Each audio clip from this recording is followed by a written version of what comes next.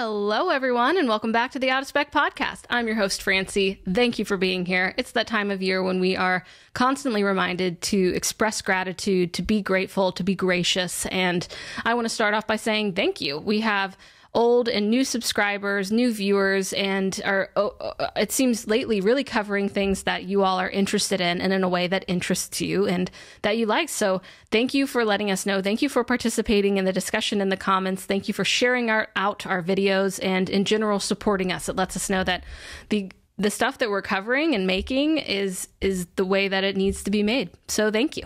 And you know, around the holiday season, that might be part of the theme. And another theme of your holiday season might be renting a car. And that's what we're going to be talking about today. And there are more and more options of what we can rent from, including EVs that are in rental fleets now, which is really exciting because folks who either just want to try an EV or have never tried an EV or are in the market and want to test something out that a fleet has, there are more and more opportunities to do so. And there's more and more benefits being built into the offering as well. So it does pose a couple questions too, because if it's someone's first time renting an EV, then they need some EV 101, right? You want to be educated on how the car works if it's super different, but especially charging. How are you going to be able to charge like you want to? Can you charge at the rental property that you're renting while you're renting an EV? You know, there's a lot of questions in there. The partnership that we're going to talk about today between EVgo and Hertz is that hopefully if it's someone's first or one of their first experiences with an EV, they have support built in when it comes to charging. So what exactly is the structure of this agreement between EVgo and Hertz? So it's a joint promotion to offer 1 year of special charging rates to drivers renting any EV model at a Hertz location across the country. Okay, so what does that mean? So this is available exclusively to new EVgo customers, and it's basically drivers who are signing up for this promotion and signing up for an EVgo account for the first time when they're renting from Hertz is typically when they're going to be prompted about this, right? So there is a promotion, it's through Hertz, but you have to be a new EVgo customer. So that's interesting. But basically, when these customers plug in across the EVgo network, they don't have to pay for a monthly subscription or any session fees for 1 year. So they get this discounted rate. And Hertz EV renters can also sign up for this promotion through a QR code when they're renting one of the tens of thousands of EVs that are available at more than 2,000 Hertz locations across 44 states in the U.S. So along with the special rates, drivers who enroll in this promotion also have access to other benefits of the EVgo network, including the opportunity to earn points and charging credits with EVgo rewards. So if you look here, EVgo Rewards is a way to earn points on the EVgo network. You log in, you create an account, you start earning points. You get 50 points by activating. Every 2,000 points is $10. And basically, you build that up and you're able to reuse these or use these on the EVgo network. So just a little bit of a promotional point earning, credit earning program through EVgo. So more about this partnership. Why do you think Hertz is interested in this? Well, basically what they have to say is that they are committed to providing an exceptional rental experience and the widest choice of vehicles possible to meet their customers' needs and preferences, including, of course, a variety of EVs at a range of price points. They are, quote unquote, thrilled to partner with EVgo to provide EV renters with more affordable and accessible charging options to support a smooth journey. I see where they're going there. But just partnering with EVgo, I don't think is enough to provide a smooth journey. I think there's a lot more steps in between. So we'll see how they do that. And I know Out of Spec Dave and Out of Spec Mom did an episode about this on their channel, or a video about this, where they were a bit disappointed in their EV rental experience. Of course, they are both well-versed in the EV world, but they were taking it from the perspective of someone who wasn't. And I will link that video in the description below, but it really points to the pain points that exist when renting an EV to a person and how rental companies can really drop the ball. So we hope for less of that, but we'll have to see how they go about it as EVs take over more and more of the road. Now, what about EVgo's goal in all of this? I'll read a quote from their Senior Vice President of Business Development and Solutions, who I used to work with, Maggie Tallman. When people experience an EV for the first time, whether through a rental or riding along as a passenger, they see the benefits firsthand of a quieter operation, smoother handling, quick acceleration, and of course, no tailpipe emissions. By partnering with Hertz to expose new drivers to the electric experience, we can inspire more prospective EV drivers to make the switch and welcome them to the electric revolution.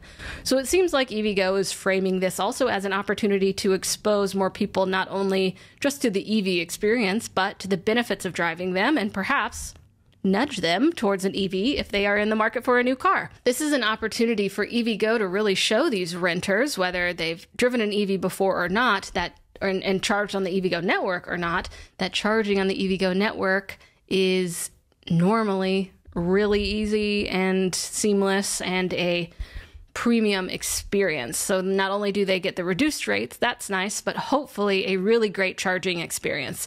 So that puts some pressure on EVgo here, of course, when it comes to reliability and also the customer experience in general, that when folks pull up, prompted to do so by this partnership with Hertz, that their experience is going to be seamless, right? Hopefully. This, of course, makes me wonder if all of Hertz EVs will be enrolled in Autocharge, which is the plug-and-charge form on the EVgo network automatically.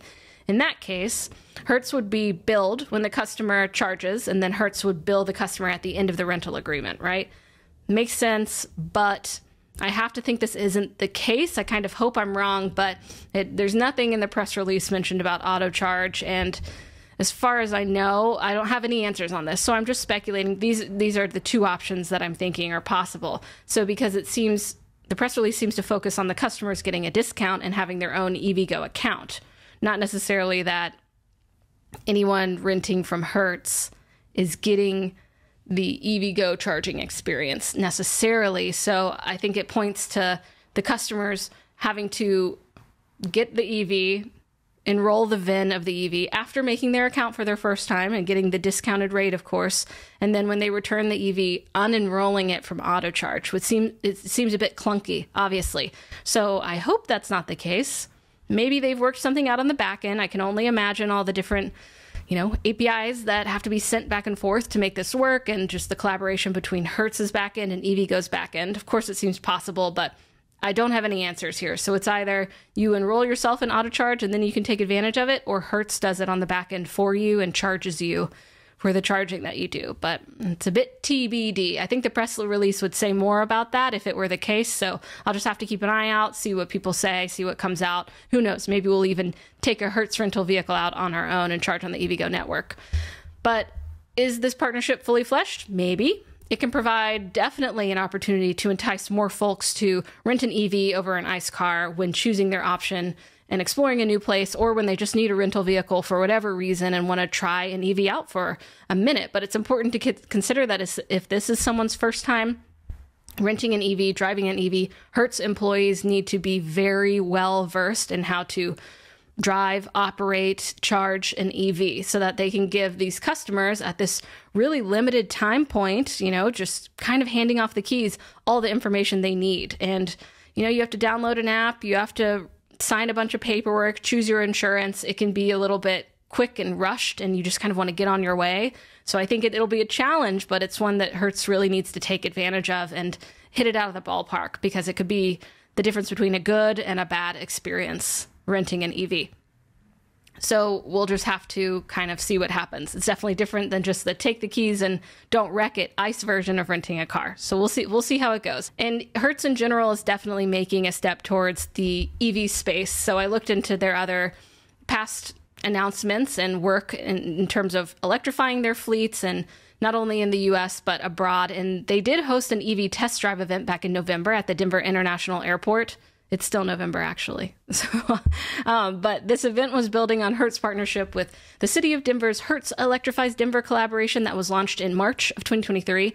And then in this partnership, Hertz is not only expanding the EV fleet in Denver, but also supporting their build out of public charging infrastructure and investing in the future of the EV workforce. So they have a partnership with Montbello Career and Technical High School in Denver, which is really cool. I think there's a ton of opportunity for more jobs in the EV space. Hertz also has a national promotion that ends on December 31st. So hurry up, folks, where customers can take advantage of a one-day rental free when they rent an EV for 2 or more days. I think I already said this stat, but I'll say it again. They have tens of thousands of EVs available for rent at more than 2,000 locations across 44 states in the U.S. Additionally, they have a partnership with Uber where they have where 50,000, I believe, Uber drivers have rented EVs from Hertz and done, I think, 260 million miles of zero emissions. So there's also, of course, the personal renters and then rideshare renters, which is more and more being pushed because, as you may or may not know, Uber aims to be a zero emissions platform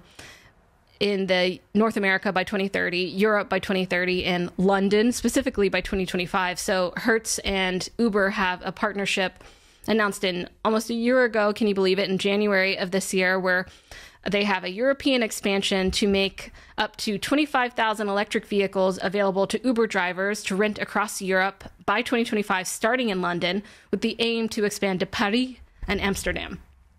So what about other major rental companies in the space? Of course, Hertz is a big one, but what about Sixt, for instance? So from their website, it said that you may have the possibility to rent a BMW i4 and iX, the Tesla Model Y long range, and the Tesla Model 3 from Sixt. And looking further on their website, in their fleet, I actually see some other options, including the Nissan Leaf and the Volvo XC40 Recharge. Of course, it depends on your location and what they have available. Avis, they list the Model 3 and the Chevy Bolt as options on their website.